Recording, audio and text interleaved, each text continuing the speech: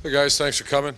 I thought our guys came out of the chute. That's 4 games in a row where they came out fast, played hard. That's a sign of guys that like to play. Um, my concern in a game like that is not respect the game and not show up the right way. Have respect for Florida A&M, but I want to make sure that our guys did come out and they practiced hard and they played well. So big one, Big Ten season starts. This is obviously our goal, our focus. And to make it through the preseason undefeated was kind of which we wanted to have happen, but our goal is to the Big Ten. So we have a lot of respect for Wisconsin, 2 great backs. I don't know where the heck they keep getting these guys, but they have great backs, and we got our hands full. They have an excellent coach, and in my opinion, they're the king of the Big Ten right now, and this is an opportunity to go compete with a team that's competed in the Rose Bowl last few years. So I'll take any questions. How much of your stuff that you guys have done offensively, there's been some spread, some power, some swinging gate on the PAT kicks. How much have you guys thrown out there in terms of, if you had to scout this team, how much is there to prepare for in a given week? Well, I think that's a big part of what we do is I get the luxury of sitting on both sides of in defensive meeting rooms a lot, and I listen. And I know that there's only 2 days of preparation. You have Tuesday and Wednesday. So we try to give a lot of stuff like a lot of teams do. And it might look like it's completely different, but a lot of the blocking schemes are the same. It's just a lot of window dressing. So we try to give try to water down the preparation of the opponent, if that makes sense to you. That's why we do some of that stuff. And then, with Braxton and Kenny possibly playing on the field together at the same time, is that something you float out there, or is that a reality? Yeah, I don't know. I don't know if that's reality. I keep thinking away. I love both those players. I think they're good players, but I don't know what that gives you. It's if Kenny was a better wide receiver than one of our receivers, he'd be playing receiver. If Braxton was a better running back or something, but they're not, and so someone has to come off the field. I haven't decided how we're going to do it. I know Braxton, if he has a good week of practice, will start. And we'll see how practice goes this week. When you said after the game that you had hoped that Braxton would be able to play, but he said he wasn't ready, could you clarify what happened, the process of what happened? I hoped all week that we could get him in there, even if it's just for a few series, but it just wasn't stable, and it would have been not right. And it wasn't just Braxton; it was myself, the strength coach, and the quarterback coach. All got together, and a lot of things happen at quarterback position. Someone falls on you, even if you're handling. My idea is just get him in the game. And it was a mutual decision. It's probably not in the best interest to play him. And how much more confident are you this week that he will be ready? What I saw yesterday, much more confident. He had a very good day yesterday. We practiced pretty hard yesterday because a lot of guys, normally Sundays are the guys that, the week before I think they played 95 plays, so we didn't practice real hard. Matter of fact, we didn't practice at all. And then you try to just get a lot of work with down the line guys. But the offensive line, they didn't play the whole first quarter. And so a good majority of the guys were out in the second quarter. So we practiced real hard yesterday. Put a number on it? On Braxton's percent? Yeah. I'm saying he's around 90 right now. And he'll be 100 by next week, I'm hoping. Steve? Yeah, Coach. Going through your box scores here, you played 240 minutes. In 206 of those minutes, your team's been ahead by 2 touchdowns or more. How do you flip that switch to where you're going to play a 60-minute game?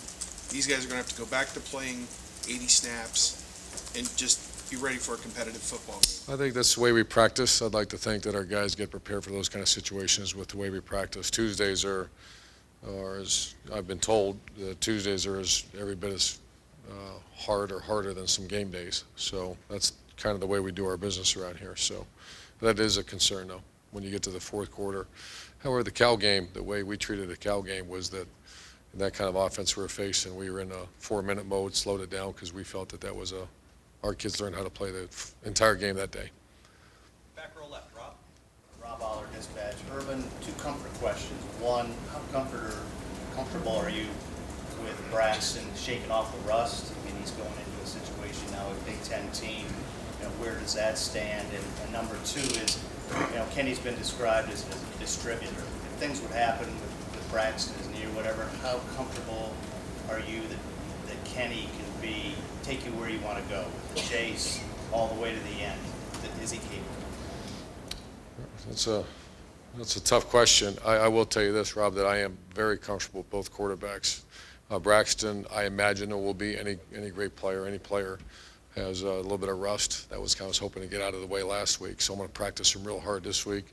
But Braxton's 12-0 as a starter, and 13-0 I guess as a starter, has done very well as an improvement throughout spring practice. Kenny Guyton's the guy that to me has shown me that he can go win, and I didn't know that.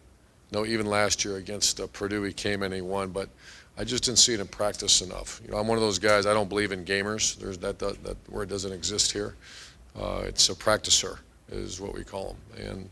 And I just didn't see it. I saw improvement, but that's where you got to go back. And Tom Herman is a heck of a quarterback coach. And it's easy to identify that when you see the improvement Kenny Guyton's made. I made this comment before when Kenny Guyton, well, why didn't he play 2 years ago? Because Kenny Guyton wasn't good enough. He wasn't. Why didn't he play last year? Because Kenny Guyton wasn't good enough. Why is he playing this year? Because he's good enough. And that's because Kenny worked his tail off, and his quarterback coach and him, there's a really good mesh between those two people right now, and that's why he's become a very good quarterback. All right, Tim. Yeah, Urban, as you watch Wisconsin on video, I imagine you've watched a little bit of them by now.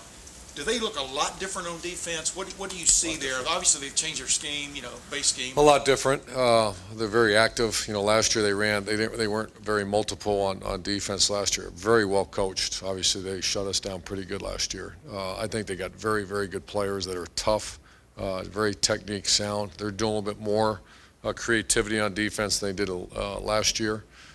They play the 3-4 and the 4-3, so throughout the college football, you can see how that does cause problems. It's a little bit like our defense. We do a little bit of both. But it's a much different scheme than it was a year ago. And the other thing, I was talking with Zach Smith. I asked him about this.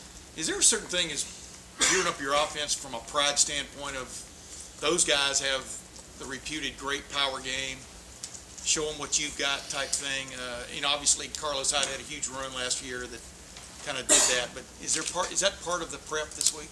I don't. I hear that sometimes. I want to win the game, and all focus is on the win of the game. If you had to evaluate what we are offensively, power football is a big part of that, and especially with 34 back. So there will be power, but it's not trying to show something. It's trying to find a way to stay in that left hand of the column at the end of the day.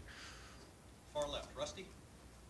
This series is hinged on one play, it seems like, ever since before you were GA here, even when Earl was here, that it's like a lot of close games.